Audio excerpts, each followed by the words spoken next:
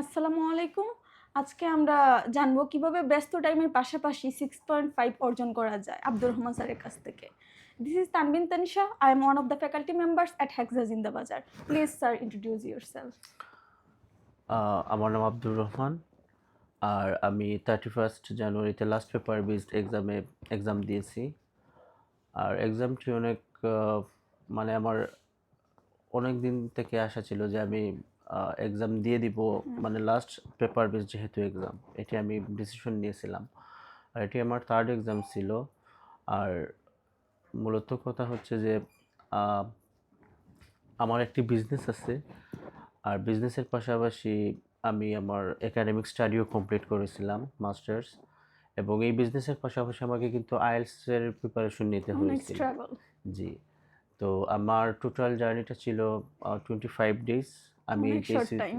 জি, এইচএসসিতে এসে অ্যাডমিট হই। তারপর স্যার ম্যামদের শরণাপন্ন হই, ক্লাস করি যথারীতি। তারপর মুক টেস্টও আমি 2টি দিয়েছিলাম, অনলি 2 মুক টেস্ট। ফ্রি যেটি মক টেস্ট জি গুলো। ফ্রি যেটি পেয়েছিলাম। আর কোনো মুক টেস্টই আমি নিজে দেইনি। আর আমি আবার বাসায় নিজে নিজে মুক টেস্ট দিয়েছিলাম। প্রিপারেশন নিছেন। জি। তারপর এক্সামে অ্যাপিয়ার্ড হই। তারপরে স্কোর। আলহামদুলিল্লাহ জি 6.5. It's a dream score. জি ওকে। তো আইএলটিএস এর মডিউল তো 4টা। জি 4টার মধ্যে আপনার কাছে কোনটা ক্রিটিক্যাল লাগছে? প্রথম থেকেই আমার কাছে ক্রিটিক্যাল মনে হয়েছিল যে রাইটিং একটু ক্রিটিক্যাল হয়তো। কিন্তু তাই আমি কিন্তু রাইটিংয়ে অনেক বেশি সময় স্পেন্ড করেছিলাম।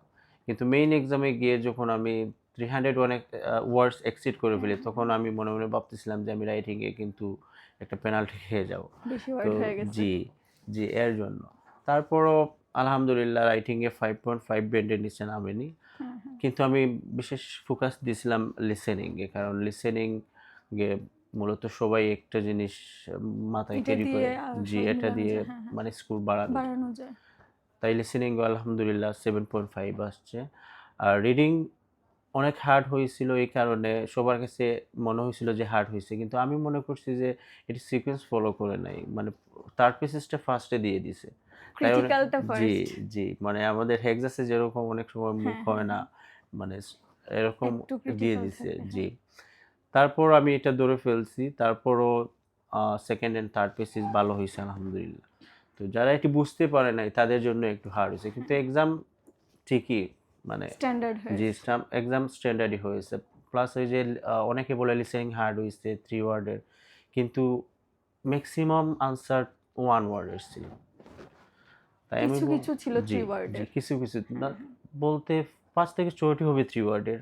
আর সবগুলোই 1 1 ওয়ার্ড ওয়ার্ড। ম্যাক্সিমাম। তো এগুলোই আরকি। তো আপনি মেইন এক্সামে রেজিস্ট্রেশন করার পরে কি আমাদের সাপোর্ট সেন্টারের হেল্প নিছেন বা আসছেন? জি, অবশ্যই। আমাকে অনেক স্যার ম্যাডাম হেল্প করছেন। এই যে আ সাইদুল স্যার আছেন, তারপর অমিত স্যার আছেন, রিডিং করাতেন, স্পিকিং এরও। প্রমিত স্যার। জি, সব স্যার ম্যাডাম। তারপর কুইজ ডাক্তার মুস্তাফিজুর স্যার, প্রিয়া ম্যাম, তারাও অনেক হেল্প করছেন এই টোটাল জার্নিটা। যে সময় মনে করেন যে কোনো প্রবলেম ফেস করছি, তাদেরকে নক করছি, স্যার ম্যাম তারা আমার যথেষ্ট সাপোর্ট দিয়েছেন এবং অনেক মোটিভেশনও দিয়েছেন। তো 6.5 অর্জনের পিছনে অনেকেরই অবদান আছে। ফ্যামিলির জি। অবদানের মধ্যে স্পেসিফিক্যালি কার অবদানটা আছে? স্পেসিফিক্যালি আমার ভাই বোনের অবদানই, কারণ তারা আমাকে সবসময় মোটিভেট করে যে আমি এক্সাম দিব। আপনি পারবেন ইভেন এক্সাম এমন। যদি খারাপও হয়, তারা বলে যে এটির সমস্যা নাই, কারণ তুমি দাও। এরকমই, মানে আমার টোটাল যেই পড়ালেখার জার্নিটা আমার ভাই বোনের জন্যই। তো আপনি তো বললেন যে ৩ বার আইএলটিএস এক্সাম জি। দিছেন। ফার্স্ট কত সালে দিছিলেন আর স্কোর কত ছিল? ফার্স্ট 2018 সালে দিয়েছিলাম। তখন আমি ইউকেএসসিতে ছিলাম। আর তখন তো ফার্স্ট আইএলটিএস সম্পর্কে তেমন একটা ধারণা ধারণা ছিল ছিল না। না। জি, তারপর অনেক হেজিটেট ফিল করতাম। তারপর 2020-এ দিয়েছিলাম। 2020-এ দেওয়ার পর ইউএসএতে ২ বার ট্রাই করেছিলাম, ভিসা হয়নি। তারপর আমি আমার একাডেমিক স্টাডিতে কনসেনট্রেট করেছিলাম। আর এই লাস্ট থার্ড মানে মাস্টার্স কমপ্লিট করে এখন চাচ্ছি যে আমার আইএলটিএস এক্সামটা দিয়ে তারপর কোনো দেশের জন্য ট্রাই মাস্টার্স করি। কমপ্লিট আপনার? জি, আমার মাস্টার্স সেকেন্ড কমপ্লিট। জি, মাস্টার্সের জন্য সেকেন্ড যাবেন। মাস্টার্স।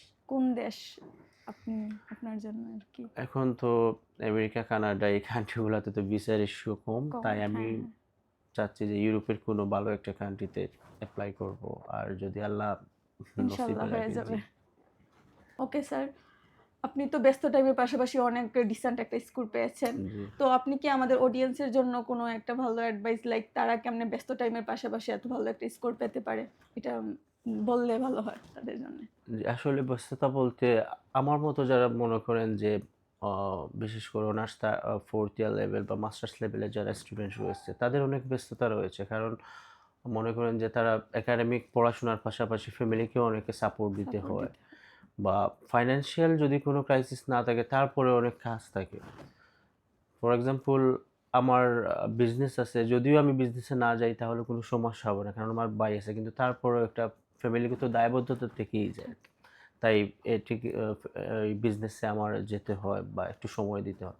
তো এরকম ম্যাক্সিমাম দেখা যায় যে অনেক স্টুডেন্ট এরকমই আ মানে ব্যস্ততার মধ্যে থাকে। কিন্তু তারা ডিসাইড করতে পারে না যে কি কিভাবে করবে এক্সাম কি না, দিবে, হ্যাঁ। জি কি করবে বা কিভাবে প্রিপারেশন নিবে। তো এই ব্যারিয়ার গুলো আসলে আ একটি সময়ের জন্য মনে করেন যে যদি তারা ১ মাস ১ মাসের জন্য একটু মানে গ্যাপ নিয়ে নেয়। আর একটু মাইন্ড সেটআপ করে নেয় যে না, এই ১ মাসের মধ্যেই আমাকে প্রিপারেশন নিতে হবে। আর যদি ভালো প্র্যাকটিস করে, আসলে মেইন কথা হচ্ছে যে আমরা তো HICU ক্লাস বলেন, এগুলোতে সে আমরা ইনস্ট্রাকশন গুলা পাই। কিন্তু মেইন কাজটি নিজেকেই করতে প্র্যাকটিস হয়। নিজেকেই করতে বাড়িতে হয়। নিজেকেই প্র্যাকটিস করতে হয়। এই কাজটি যদি আমরা কন্টিনিউ করতে পারি, তারপর গ্রুপ স্টাডি যদি আমরা করতে পারি, আমাদের যারা ফ্রেন্ডস আছে তাদের সাথে, বা IELTS এর যারা ক্যান্ডিডেট আছে, যা ব্যাচমেট আছে তাদের সাথে যদি আমরা ঠিকমতো গ্রুপ প্র্যাকটিসটা করতে আইডিয়া পারি, গ্রো আপ যে হবে। তাহলে আমরা ইমপ্রুভ করতে পারবো। মনে করেন যে ৩ মাসের পড়াটা আমার ১ মাসেই এখানে কমপ্লিট হয়ে যাবে। এই যে টেকনিকগুলো, এগুলো যদি আমরা ফলো করি তাইলে অবশ্যই একটা ভালো স্কোর তোলা সম্ভব। মানে ব্যস্ততার পাশাপাশিও। তো আমরা তো স্যারের কাছ থেকে জানলাম অনেক কিছু। আমরা আশা করি আপনারাও এভাবে ট্রাই করবেন, অ্যান্ড আপনাদের জন্য শুভকামনা, আপনারাও এমন ভালো ভালো স্কোর পান।